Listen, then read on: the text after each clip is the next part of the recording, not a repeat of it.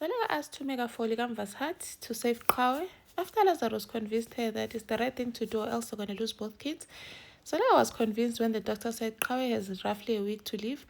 And Ruhlati says that Tumeka they need to accept Ligamba will never come back to them the same way that they know them. Hi, welcome to my channel. Here's an update on Inimba. Lazarus tried to convince Zaleka to ask for Ligamva's heart, saying that Uligamva is brain dead. He's actually surviving on machines or life support. So, like, it's probably as good as dead, but at least his heart is strong and healthy and it can save Uqawi. Zaleka was like, no, man, I cannot ask that of Tumeka. I'm saying that she must kill her child for mine to live. Lazarus was like, I'm not we don't have time, and we're gonna lose both of them. Zaleka was like, no, I'm not going to choose between the kids. Uqawe is our child, but Uligamva is also our son too. Have you forgotten that? And said she was really mad, saying Lazarus must never bring this up again. But in the morning, she was like, you know what, I can't bring myself to asking to make about that, and please don't talk about this to me again. And said that Lazarus was like, why is it that I'm the only one pushing? You know exactly that we don't have time. We should do anything we can to save Uqawe. Lazarus was like, no, man, don't do that to me. Don't act as if I don't want my child to get better. I know what's at stake, but asking that of Tumeka, I can never do that. And then Uyanga picks up to go and stay with Umagaba because they said Uyanga must just go Ezlalini for some time because like a situation is tense, man. Everyone is not okay, so she needs to be at a different place. So she picks up to leave with Umagaba. She's said to leave because she wanted to be there when Kawe and Ligamva wake up. But the family thinks it's a good idea, so she goes.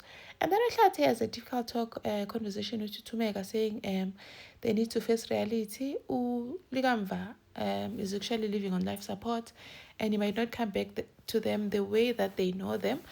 They know him and that they need to accept reality. Ligamva might never walk or talk again even though he wakes up. Utumeka is like, nope, I'm not giving up. I'm not giving up on my son. You know, miracles happen, Tlati, and I'm not giving up. Tlati was like, no, I'm not asking you to give up. I just want us to have a clear conversation and know that things might not go back to normal as we know them. And the way that you spoke to Zaytu was not okay because it's not her fault. Umtana Law is also grieving and like you need to be lenient with her. She was also in that accident. Poor child is also through pain, going through a lot of pain. Utumeka was like, but she survived. She survived, and my child is laying in hospital. Atuhlati, but it's not her fault. I hope Utumeka realizes that she's being too harsh on Zetu. And then Zetu goes to see Uligamva. Shem, it was such an emotional moment. Zetu begging Uligamva to wake up. Gamva, please wake up. We have plans, remember. We still want to get out of Ficus and go live together, not riding. We need to, like, there's a whole lot of things that we want to do together, start a family. Please wake up. Please. Shemesh, she was so emotional and lied next to him. Avela ngene uTumeka. Uzethu was scared because Utumeka has been blaming her for the accident. So Uzethu was scared, saying she just stood there shocked. But to my surprise, Utumeka just said, it's fine, you can stay. I think Tlati got to her because he did talk to her about her being unfair to Zetu. And she let Zetu stay and talk to Ligamva, busy asking him to fight and wake up from this. And then later on, Utumeka also sat with Ligamva, begging him to wake up, saying, please come back to me, Baba. Apologizing, Guti, I shouldn't have spoken to you like that. I'm sorry, please come back to me. You need to come back to me. And Ligamva is just lying there, Shem, just michini, going into it's just so sad because Utumeka ended up crying, saying, please come back to me, please fight. I'm afraid of losing you. I wish I could just go back and change everything because he probably regrets fighting him over Zaytu and says that I'm so sorry for everything, but the day we were born, everything changed for me. Everything I did it for you. I wish I was able to tell you that more because I was scared to lose you.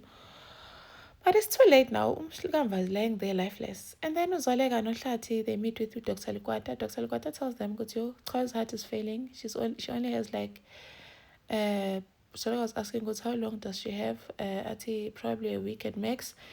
So Chawe is dying and there's no donor. There's nothing that they can do.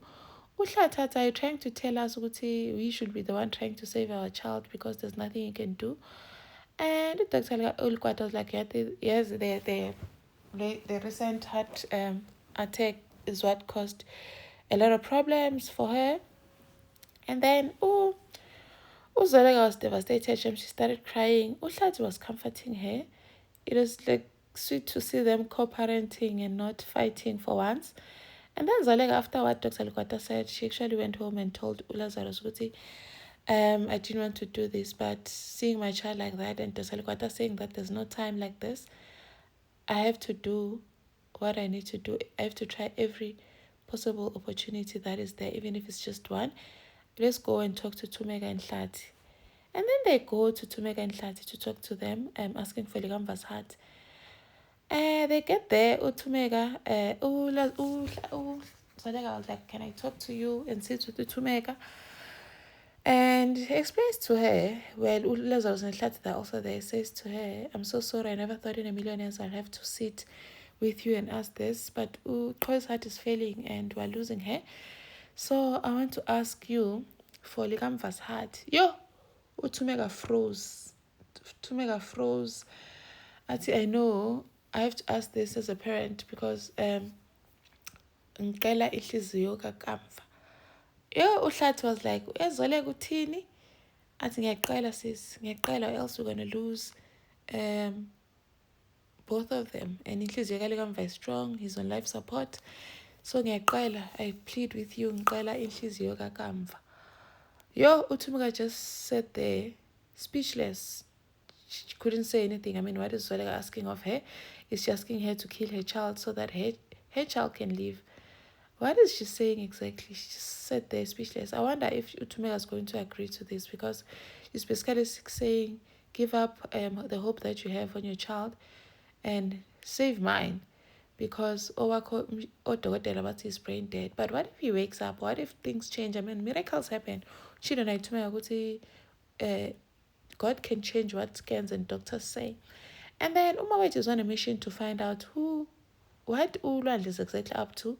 Tracks his phone and finds out that Lwandle was at the scene when it happened. Tracks everything, the calls he made to him, and realizes Lwandle lied.